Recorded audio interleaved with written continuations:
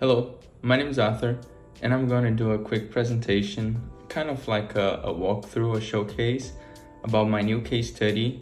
It's about the Recipe Share app, and this is going to be really raw. I wanted this to feel like a real presentation, so I'll try to do less editing as possible. I think this is going to be the only cut.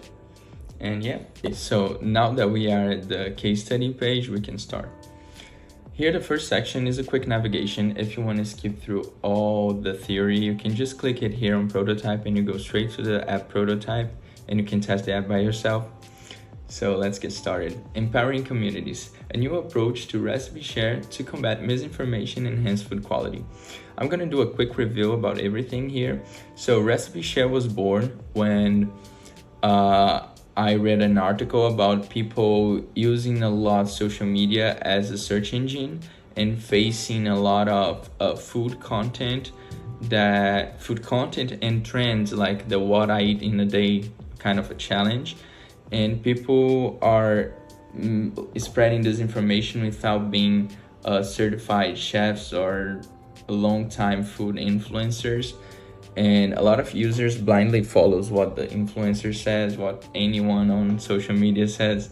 So I wanted to make the food content nice again, easy to work with, and also wants to put the users that are not certified and the users that are certified, like with background experience and everything, to work together to enhance the food quality, quantity, and quality. So pretty much that's it, the main idea. So we can start here. As you can see, I commented a lot I made like the users comment about the app, so you can have an idea about like those kind of feedbacks they have, and you can see there are tags on them. So later I'll get more in deep explanation about these badges. They are the ones that will make you easily to notice who are the people certified, and then you click on their profiles and you understand what's their background and what they're specialized in. So just a little disclaimer, the whole case study is about the experience and the experience about users and social media and the food, not specifically about the food content. So all the recipes that you see on the prototype, please don't try them because they are fake, and the images I use from Unsplash. So just try to focus on the concept and the idea that I'm trying and the problem that I'm trying to solve here. So as I commented before, these are the article links that show you that people are, just a few of them are certified to give advices on the food content. Like only 2% of TikTok diet trends are accurate, like 5 things to know, whatever. And nutrition content is huge on TikTok, a new study shows.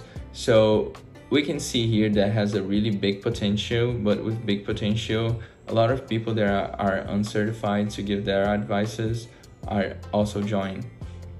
And this third article, it's pretty cool as well, because just to understand that the food industry on social media, it's quickly to be like shifted and change everything, because we are in front of a possible TikTok ban, and TikTok food content is huge.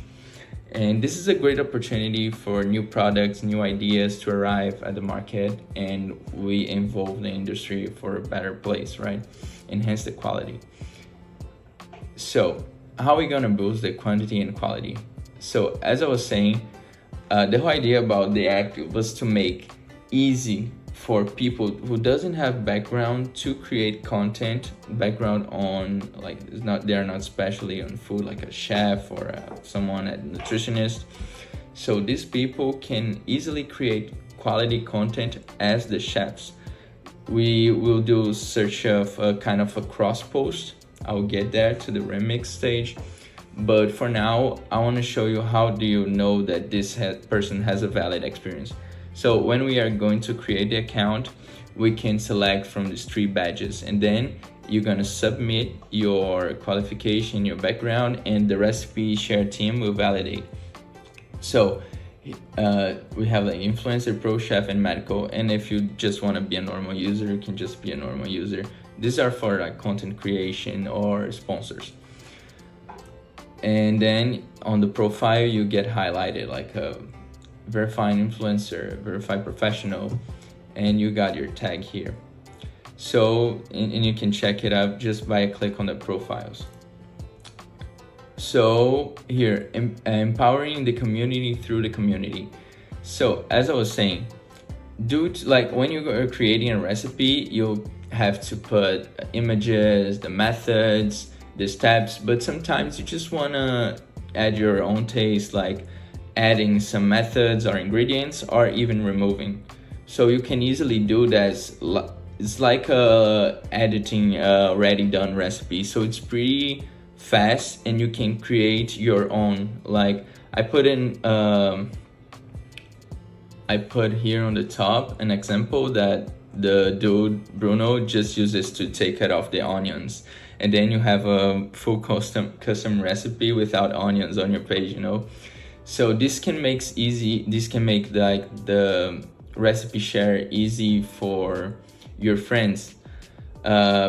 Back in the day of the cookbooks, people used to have a notepad and they do their notes about the recipe, and sometimes they change it up and give to friends, you know. So I'm trying to do like a little, like bring the old cookbooks days back. And as you can see, there's a lot of aspects of social media on this app because I want the app to be really familiar to everyone. So as this section, the following recent activities. Here you can see everyone that you're following, what they are cooking, what they're liking, what they're remixing. So I don't know, maybe you have no idea what to cook and you see Beatrice that is maybe a friend or maybe an influencer that you like, and she's cooking a new recipe and you want to test it out. So here I go a little bit more in depth about my process, about brainstorming and the wireframes, and I tell how simple I wanted to turn the app. Like in a single homepage, you can see we can access the profile, filters, search, recipe, following activities, almost everything. You just cannot access the remix option, because the remix you gotta open the recipe and see the recipe, maybe cook, maybe not. Then you get to the remix. So I did a little bit of user flow, so you can understand that it's pretty simple to, with a couple clicks, you can arrive in the two most important objectives of the app. That's the recipe posted and a recipe cooked, right? So, okay, let's go to the next page. And this is a cool part for me to like think about it.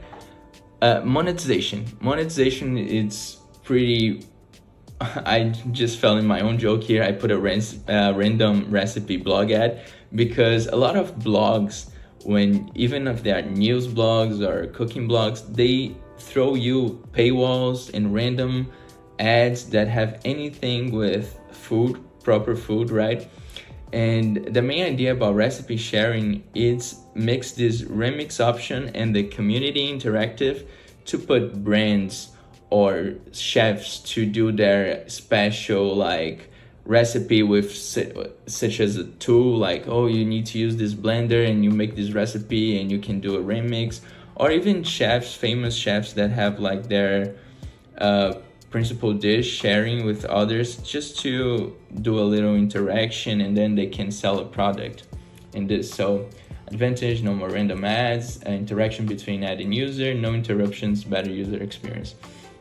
So the takeaways is that this app, it's a community-based app, so it has a lot to grow, but needs to have a real community because it can go many ways. I put some examples here, and I did a quick like competitor analysis about like here on this Aquela Receita app. I think that there's a great iconography, good color selection, the cards displays, and we can go on here. And we can test the prototype here also. So later, by the end, you can try it by yourself. Here, when you are doing your account, we try to do a real nice introduction, really user-friendly, just to to make the user understand about the whole community feeling. And yeah, you guys can test it out later. You can see that everything is working here. You can like see the recipes. We can even do a remix. But the idea about this video was to do this quick walkthrough. I hope you guys enjoy it, and see you later.